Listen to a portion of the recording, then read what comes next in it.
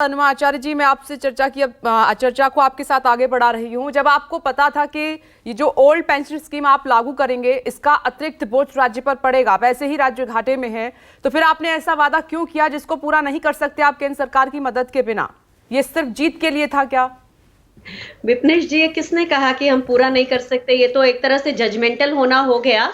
और मेरा ये मानना है कि देखिए, आगे चलने जो आपका इस चर्चा का मुख्य विषय है, आपका विषय अगर था कि हिमाचल की सरकार कैसे पूरा करेगी, तो वो अलग बात है, उस पर तो हम चर्चा कर सकते हैं। वो तो आप अलग से बुलाइए, हम आपको पूरी तरह बताएंगे कि किस तरह से हम अपने 57-58 हजार करोड़ के बजट में से हम ओपीएस लागू करके दिखाएंगे और उसके बाद भी राज्य जो है सुचारू रूप से चलेगा। तो वो मुद्दा नहीं है आपका। आपकी चर्चा का मुद्दा है ओपीएस क्या 2024 में चुनावी मुद्दा बनेगा। तो बहुत ध्यान से सुनिएगा कि हमारे पूरे देश में केंद्र सरकार के तो केवल अगर हम 2022 में जाएं तो 48.34 लाख कर्मचारी हैं, और कुल मिलाकर सारे अगर हम स्टेट देख लें तो लगभग 2.25 करोड़ कर्मचारी हैं। तो क्या 90 करोड़ के वोटर्स हैं, उसमें 2.25 करोड़ कर्मचारी इतना ज्यादा अहम रोल प्ले करते हैं? जी नहीं। मुद्दा जो है वो महंगाई ही है, बेरोजगारी ही है, इस सरकार की शाहखर्चियां हैं। क्योंकि आप देखिए, जो सरकार छोटे छोटे चीजों को उत्सव में बदल के लोगों के पैसों से उनको समारोह बनाती है, लेकिन विकास के ऊपर सिर्फ उतना खर्च करती है कि लोग वेंटिलेटर पर जी सके। यानी कि 5 किलो आपको राशन मिलता रहेगा, लेकिन आपके आमदनी का स्रोत नहीं बढ़ेगा, आपकी डिमांड नहीं बढ़ेगी, आप केवल जी सकते हैं किसी तरह।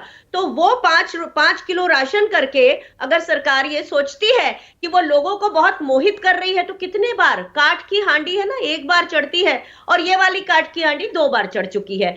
लेकिन बार बार जनता को मालूम है कि पूरे देश को एक चुनावी उन्माद में झोंक देने वाली सरकार को वो कब तक बेगानी शादी में अब्दुल्ला दीवाना बने रहेंगे।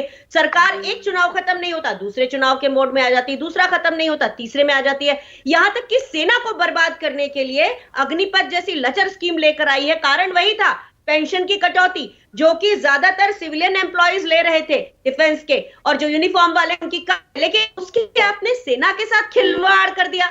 तो ये सरकार जिसकी समझदारी बिल्कुल नहीं है, देश चलाने की समझदारी नहीं है, वो पूरे के पूरे कहानी में अगर ओपीएस को ऐसा बना के वैलिडेट कराने की कोशिश कर रही है तो कोई बात नहीं, लोकतंत्र बड़ा बेमुरव्वत होता है, वो किसी के भी अहंकार को कभी भी पटखनी दे सकता है। तो बहुत ज्यादा इस अहंकार में रहने की जरूरत नहीं है कि हमें ये मिल गया, वो मिल गया, हमें इतनी सीट मिल गई। केवल चुनाव लिटमस टेस्ट जरूर होते हैं देश के लोकतंत्र का, लेकिन केवल चुनाव ही देश और देश की जनता की खैरियत की बात नहीं करते। तो हम बहुत ध्यान रखें कि ओपीएस एक मुद्दा हो सकता है, लेकिन मेन मुद्दा वही महंगाई, वही अभूतपूर्व बेरोजगारी, और वही अभूतपूर्व खर्चीली सरकार जिससे अर्थव्यवस्था तक ठीक से नहीं चल। अब जनता को, क्योंकि अब ओपीएस का वादा आपने पूरा किया है, राजस्थान, छत्तीसगढ़, हिमाचल में आगे भी आने वाले, आपकी बातों से लग रहा है कि आने वाले चुनावों में भी इसको आप मुद्दा बनाएंगे, वादा करेंगे, तो कैसे ये ओल्ड पेंशन स्कीम का जो पैसा है आप केंद्रीय कर्मचारियों को देंगे जो रिटायर्ड हैं, ये बताइएगा जरूर पूरा।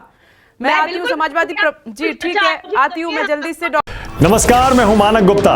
अगर आपको हमारा ये वीडियो पसंद आया हो तो इसे लाइक और शेयर जरूर करें, और हाँ, हमें सब्सक्राइब और फॉलो करना ना भूलें ताकि आप देश और दुनिया की कोई खबर मिस ना करें। तो जुड़े रहिए हमारे साथ और देखते रहिए न्यूज़ 24।